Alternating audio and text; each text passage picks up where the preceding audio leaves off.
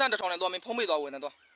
လူလာပြီလာခိုင်းတာမင်းချစ်တော့မပါဘူးလားကိုယ့်ကိုသွားဝယ်ပါရောတေးကြလားတေးကြလုံးနဲ့ကိုယ့်ကိုသွားဝယ်ဟေးအောင်အဲ့ဒါဆိုလို့ရှိရင်အောင်မင်းရွာတော်မင်းမတော့ခိုးတော့ဟာနော်သမီးကိုတော့ခိုးတာမင်းသမီးနဲ့မင်းမအေးနဲ့မှားပြီးတော့မင်းမအေးမှားတဲ့ကိစ္စအောင်ငါတရားလုံးသိပါ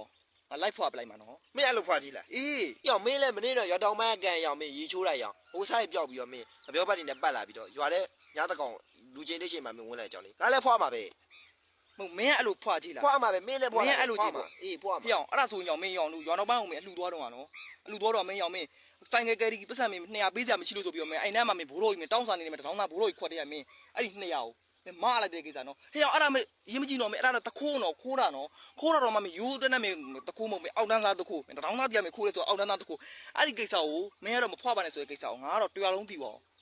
ငါဖွာမှာပဲရောင်မင်းအဲ့လိုလားမင်းအဲ့လိုကြည့်လားရောင်မင်းလည်းအတူတူပဲလေမင်းဟိုဘက်ရွာအလူပွဲသွားတော့ညဆိုင်းသွားကြည့်တော့လေအဲ့ဒါမင်းရောင်မင်းဟိုပါတဲ့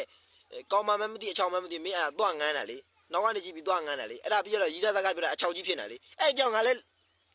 လူဆုံးတော့ငါလည်းရှင်းပြမှာပဲပြောမှာပဲ